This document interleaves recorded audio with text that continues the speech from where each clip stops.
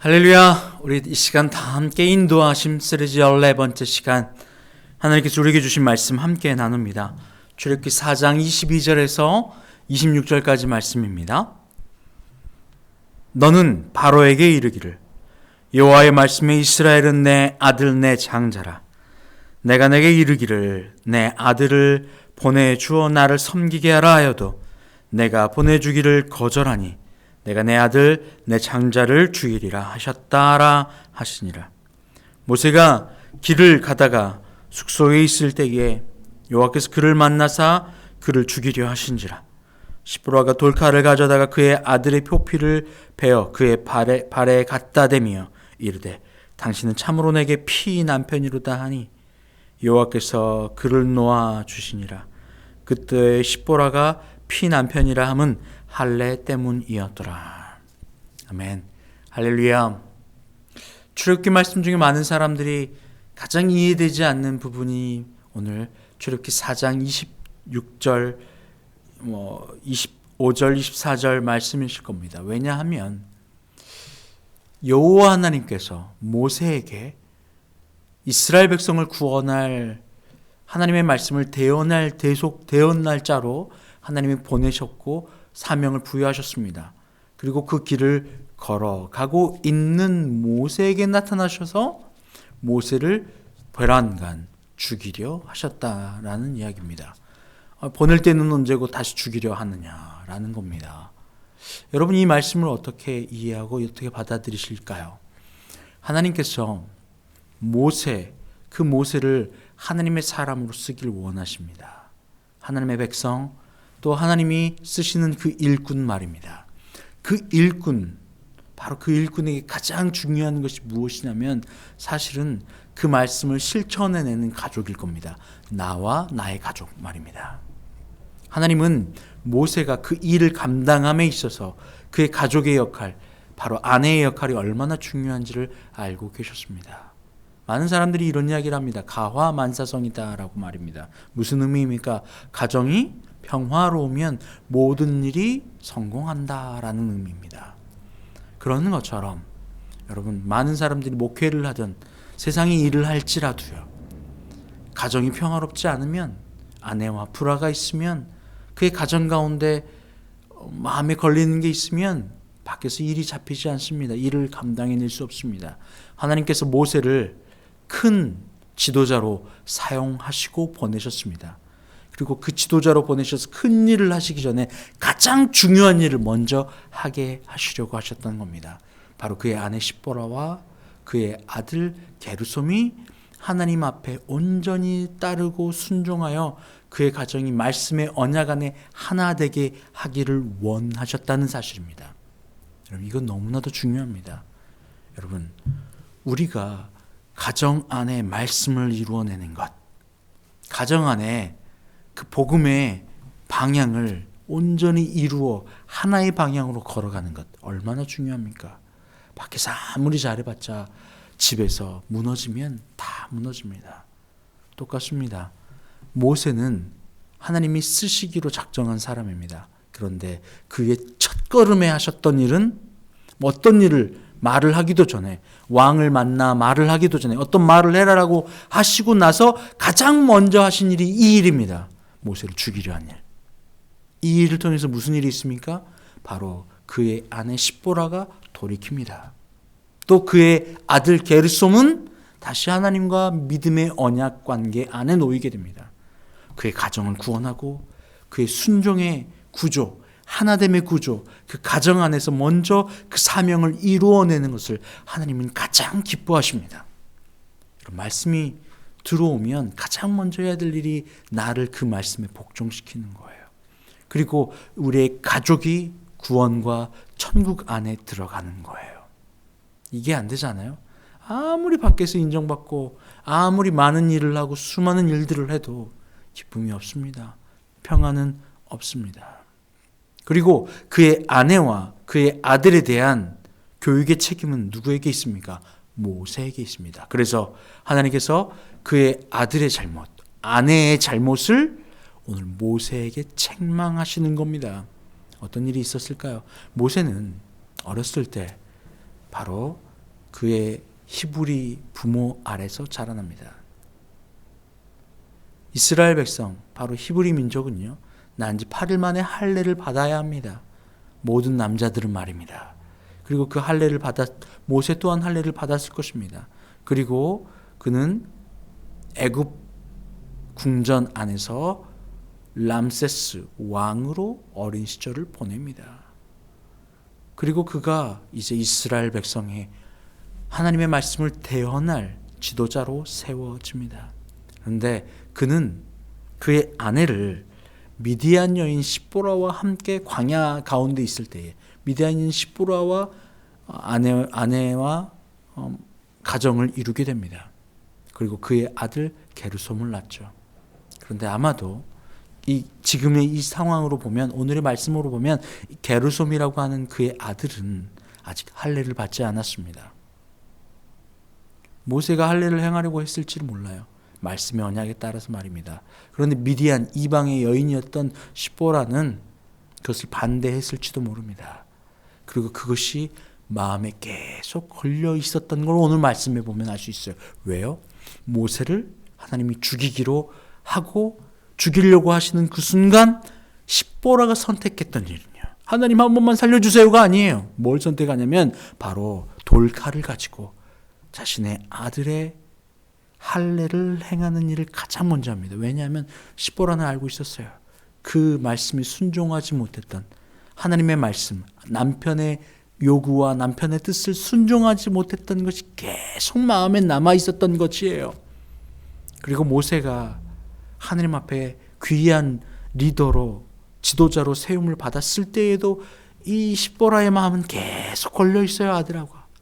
아니나 다를까 하나님이 그 일을 보내기 전에 가장 먼저 하신 일, 바로 모세를 죽이려 하는 일입니다. 그때에 모세의 아내 시보라는 분명히 알고 있었습니다. 이 하나님의 말씀을 지켜내지 못했던 바로 나에게 문제가 있었구나. 그리고 그 즉시로 그는 아들에게 할례를 행합니다. 오늘 그 말씀이 여기 이 말씀입니다. 도저히 이해되지 않아요. 하나님이 내가 너를 보내겠다라고 하셨어요. 그런데 벼랑간 죽이겠다고 하신 거예요. 그리고 그 말씀 이전에 22절 이하에 보면 하나님이 매우 중요한 이야기를 하십니다.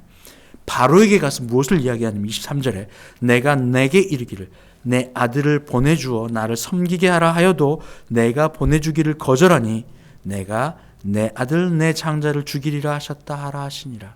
무슨 의미입니까? 모세를 통하여 바로 왕의 장자를 죽이겠다는 거예요. 그런데 이스라엘 백성들에게 모든 집안의 장자가 죽게 되어진 그 순간에 어떤 이만 살아남냐? 바로 유월절, 그걸 유월절이라고 합니다. 그때에 할례 받은 이스라엘 백성, 할례 받은 자, 이스라엘 백성의 종, 그 사람들만 삽니다. 나머지는 다 죽습니다. 모든 집의 장자가 다 죽어, 심지어 바로의 아들마저도 말입니다. 그러니 오늘 그 유월절에 참여할 수 있게 한 바로 그 참여할 수 있는 그 조건이 뭐냐? 바로 그것이 할례입니다. 그러니 결국에는 모세를 죽일 것처럼 오늘 보여주셨지만 그걸 통하여 그의 가정이 순종하여 하나 되게 하셨고, 더 나아가서 모세의 아들 게르솜이 살 수 있도록 하나님이 기회를 주신 거나 마찬가지란 일이에요. 그 순간은 매정하다 여겨졌을 거예요. 하나님이 어찌 이럴 수 있지? 라고 말이에요. 그런데 결국에는 그의 가정이 사는 일이었고 그의 아들이 사는 일이에요. 출애굽기 12장 43절과 44절에는 이렇게 유월절에 대한 이야기를 합니다. 여호와께서 모세와 아론에게 이르시되 유월절 규례는 이러하니라. 이방 사람은 먹지 못할 것이나 각 사람이 돈으로 산 종은 할례를 받은 후에 먹을 것이며, 심지어 그들의 종들도 할례를 받아야 유월절을 취할 수 있다는 거예요. 그러면 어떻게 됩니까? 산다는 거예요. 그렇지 않으면요, 유월절에 참여하지 못하면 다 죽습니다. 심지어 그들의 종들도요, 할례를 받아야만 합니다. 오늘 모세, 그의 아들 게르솜, 오늘 그의 아내 시보라, 하나님이 오늘 모세를 통하여 야, 너 아들이 죽어, 너의 아내가 죽을 거야. 그러니 너에게 책임이 있어 라고 하면 모세를 하나님이 사역의 자리에 보내기 전에 하나님의 말씀에 순종하는 가정을 만들어 주시는 겁니다. 가정 안에서 그 말씀이 세워지는 게 얼마나 중요한지요. 아들의 책임은요, 아버지의 책임입니다. 아들의 책임, 아버지의 책임이에요. 예수님도 이렇게 이야기하시는 거예요. 요한복음 10장 30절에 나와 아버지는 하나라 하신대. 하나예요. 모세나 게르솜이나 하나예요. 모세는 그의 아내의 잘못, 아들의 잘못을 모세는 다 짊어질 수밖에 없습니다. 왜요? 그것이 아버지입니다. 하나예요. 그러니 오늘 그의 아내의 잘못, 아들의 잘못이 오늘 모세의 잘못이 되어 버리는 것입니다. 그러니 선지자는, 하나님의 말씀을 따르는 백성은 나뿐 아니라 내 가족뿐 아니라 내가 먼저 말씀을 전하기에 앞서 내가 말씀 안에 서는 것이 정말 중요합니다. 여러분, 저도 마찬가지예요. 누구에게 말씀을 전하기 전에 그 말씀의 잣대를 나에게 돌이켜보고 내가 말씀 안에 서는 게 가장 중요합니다. 여러분, 하나님께서 여러분을 선택하고 부르시고 사용하실 거예요. 그런데 그때 가장 중요한 게 뭐라고요? 내가 먼저 말씀 앞에 서는 겁니다. 내가 먼저 말씀 앞에 세워지는 겁니다. 할례는, 오늘 말씀에서 그 할례는 얼마나 중요하냐면 하나님과 맺는 언약의 개념이에요. 약속의 개념이죠. 내가 너를 지킬 것이다. 그 약속의 징표가 할례예요. 오늘 우리에게 하나님이 내가 너를 사랑한다, 내가 너를 지킨다 라고 말씀하십니다. 그리고 그 징표를 말씀으로, 언약으로 세우길 원하세요. 나에게 먼저, 그리고 나의 가족, 그리고 더 나아가서 내가 아버지와 하나 되어 우리의 가족이 하나님 말씀 앞에 서는 것, 여러분, 말씀을 전하고 행하고 밖으로 수많은 일들을 하는 것보다 가장 먼저 중요한 게 바로 내가 주님 앞에, 말씀 앞에 서 있는 거라고요. 오늘 하나님은 모세에게 지도자의 자리에 세워지는 것보다 그의 가족과 그의 가정, 바로 그 자신에게 가장 먼저 말씀의 첫 번째 잣대가 서기를 원하셨습니다. 그것이 다입니다. 그리고 나면 다 되는 거예요. 그리고 그것은 모세를 죽일 것처럼 보였던 그 하나님의 그 행하심은 결국 그의 아들을, 그의 아내를 살리는 길이었어요. 눈앞에 보이는 이익이 보이지 않는 그 순간에도 하나님은 우리의 모든 것을 아셔서 가장 좋은 것으로 채워주시려고 합니다. 할렐루야. 어떤 이가 이런 이야기를 합니다. 내가 그렇게 기도해도 하나님이 내 기도를 응답하지 않으셨다. 아니요. 지금 그 기도가 들어지지 않는 것이 응답일 수 있어요. 때가 되어 하나님이 그때 기도 응답을 해주지 않으신 것이 응답이었군요 라고 고백할 수 있게 됩니다. 할렐루야. 하나님께서 우리를 구원해 주시길 원하셔서 오늘 이 방법을 쓰십니다. 각각 여러분과 나의 삶도 마찬가지입니다. 가장 먼저 우리가 행해야 될 것, 그 말씀 앞에 내가 먼저 서는 것입니다. 주님의 말씀 앞에. 그래서 여러분, 그 예배가 얼마나 중요한지 아세요? 말씀을 듣는 것이 얼마나 중요한지 아십니까? 말씀을 들어야 지킬 거 아닙니까? 말씀을 알아야 따라갈 것 아닙니까? 여러분, 이 하나님과의 생명의 언약, 오늘 우리와 맺기를 원하십니다. 그리고 그 맺어진 언약 가운데 한 걸음 한 걸음 걸어가길 원하세요. 여러분, 믿음으로 함께 나아갑시다. 하나님 감사합니다. 하나님, 우린 부족합니다. 연약합니다. 주님, 나와 나의 가족, 하나님의 말씀 앞에 먼저 서기를 원합니다. 아니, 내가 먼저 주님의 말씀 앞에 온전히 서 있기를 원합니다. 주님, 역사하여 주시옵소서.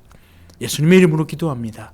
아멘. 이제는 우리 주님 예수 그리스도의 은혜와 아버지 하나님의 크신 사랑하심과 성령의 교통 감동감화 충만케 하시는 역사가 이 시간 모세 앞에 나타나 그에게 말씀을 지킬 것을 요구하셨던 아버지 하나님의 그 인도하심, 바로 그 인도하심 따라 우리도 주님의 말씀을 굳건히 지켜 가족을 구원하고 내가 구원받는 그 길을 서기를 원하는 주의 모든 자녀들 위해 이제부터 영원토록 함께 하옵시기를 간절히 축원나옵나이다. 아멘.